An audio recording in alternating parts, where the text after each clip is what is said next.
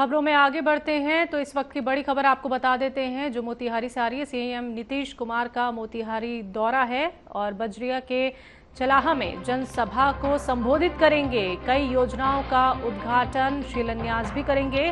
साथ ही दौरे को लेकर जेडीयू कार्यकर्ताओं में अलग ही उत्साह देखने को मिल रहा है।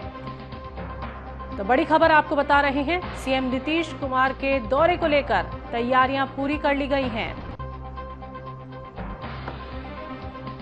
तो कई योजनाओं का उद्घाटन और शिलान्यास किया जाएगा। तो सीएम नीतीश कुमार द्वारा ये शिलान्यास किया जाएगा। तो मोतिहारी से बड़ी खबर, सीएम नीतीश कुमार का दौरा है। बजरिया के चलाहा में जनसभा को संबोधित करेंगे। बड़ी खबर, जेडीयू कार्यकर्ताओं में उत्साह है।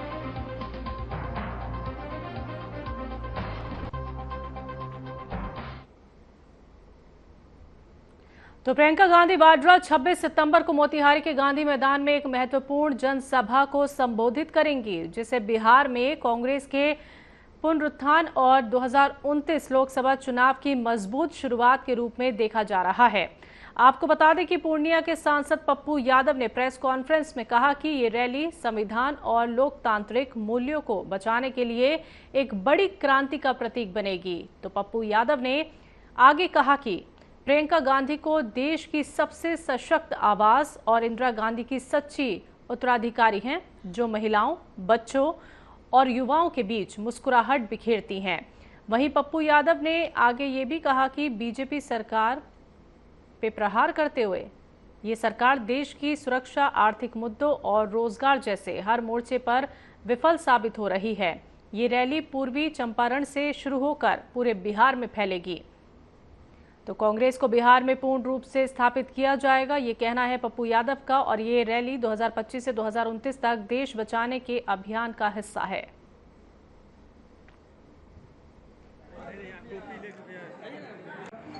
कांग्रेस एक ऐसी पार्टी है, कौन क्या बोलता है मुझे नहीं पता। As a individual Gadkari ji BJP में कहां से आ गए हैं कहना मुश्किल। अटल जी के बाद एक भला आदमी वहां दिखता है कभी कभी। कांग्रेस पार्टी एक ऐसे पार्टी है जो कभी भी नॉर्थ साउथ भारत को बांटने की, मणिपुर को बांटने की, हिंदी और इंग्लिश को बांटने की, जाति और धर्म करने की नफरत का आधार कांग्रेस ही एक पार्टी है जो इकोनॉमी की बात की है, जो आर्थिक आजादी की बात की है, जो महिला सशक्तिकरण की बात की है, जो आरटीआई की बात की है, जो वन नेशन वन एजुकेशन की बात की है, जो वन हेल्थ की बात की है, जो मिनिमम रिक्वायरमेंट और फंडामेंटल राइट की बात की है, जो फूड की बात की है, फूड ऑफ गारंटी की बात की है, मनरेगा की बात की है, जो पेंशन की बात की है, जो स्टूडेंट के स्कॉलर की बात की है, जो आईआईटी से लेके आईएम से लेकर के नवोदय से लेके कस्तूरबा से लेके जिला स्कूल से लेकर एक बड़े स्कूल की बात की है।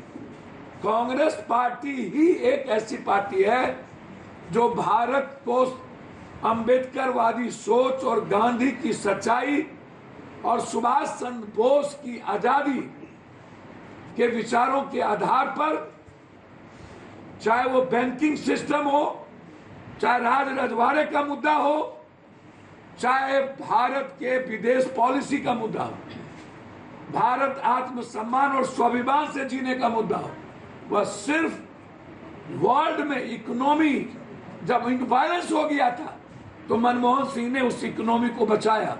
यह कांग्रेस पार्टी है, कोई और नहीं।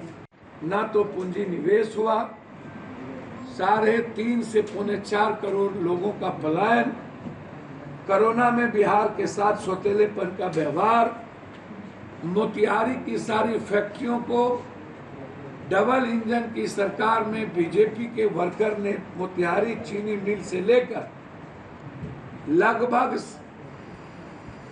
हमारे रजगरिया साहब की जमीन से लेकर गिद्ध दृष्टि और हमारी जमीन को 1 रुपया में अदानी को देने की भूमिका, मात्र 1 रुपया में कहलगांव, और सारी रजगरिया जी की जो जमीन मिडिल क्लास और गरीब के पास है उस जमीन को बीजेपी के मंत्रियों के द्वारा छीनने का जो एक सोच थी, जिन्होंने गलत तरीके से मोतिहारी से बेतिया तक जो जमीन पहले ही मिडिल क्लास और आम आदमी के हिस्से में गया है, उस जमीन को छीनकर अदानी अंबानी को देने की प्रक्रिया, यह बीजेपी की गहरी साजिश। यह रैली इन मुद्दों को लेकर के हम लोग बढ़ेंगे कि किसी भी परिस्थिति में रजगढ़िया जी की जो संपत्ति आम आदमी के अधिकार की को दिया गया, अब उनकी जमीन को गलत दृष्टि से देखकर आम लोगों को बेघर करने की जो सोच है वो हम नहीं होंगे। यही लड़ाई सदन में भी हमने कहा। इसीलिए चंपारण की ऐतिहासिक पृष्ठभूमि को लौटाना, इस इलाके के डेवलपमेंट में मील का पत्थर साबित होना। खबर रक्सौल से है, जहां AHTU टीम ने संदेह के आधार पर मैत्री ब्रिज रक्सौल के पास भारत से नेपाल जा रहे एक व्यक्ति और नाबालिग लड़की को रोका, जहां पूछताछ में संभावित मानव तस्करी का मामला प्रतीत हुआ। जब मानव तस्करी रोधी काई 47वां वाहिनी प्रयास जुवेनाइल एंड सेंटर पूर्वी चंपारण और स्वच्छ रक्सौल संस्था ने काउंसलिंग की तो नाबालिग लड़की ने खुलासा किया कि तस्कर उसे काठमांडू में अपने कुछ दोस्तों के पास ले जाने वाले था। वहीं जाकर मुझसे शादी करने की बात कही गई। वहीं तस्कर के पास विभिन्न कंपनियों के कई टूटे हुए सिम कार्ड भी पाए गए। जब सिम कार्ड के बारे में पूछताछ की गई तो तस्कर के पास कोई संतोषजनक स्पष्टीकरण नहीं था। तो नाबालिग लड़की के परिजनों ने अपहरण के मामले में बराटी पुलिस स्टेशन वैशाली में प्राथमिकी दर्ज करवाई है।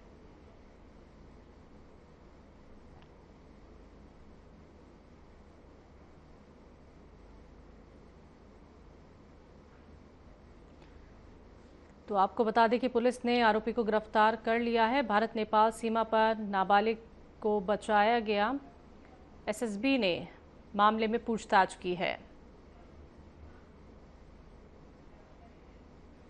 खबर रक्सौल से है, जहां एक बार फिर भारत नेपाल की सीमा पर सूडानी नागरिक मुर्तदा कमल हामिद को नेपाल जाने की फिराक में गिरफ्तार किया गया। जानकारी के अनुसार 2018 में स्टूडेंट वीजा लेकर हैदराबाद में 2022 तक वैध तरीके से वो रहा और 2022 से अब तक बिना किसी वीजा के गैर कानूनी तरीके से भारत में रह रहा था। वहीं आवर्जन कार्यालय में भारत से नेपाल जाने के क्रम में डिपार्चर क्लियरेंस देते समय ये पकड़ा गया, जिसे पकड़कर अग्रिम कार्रवाई की जा रही है।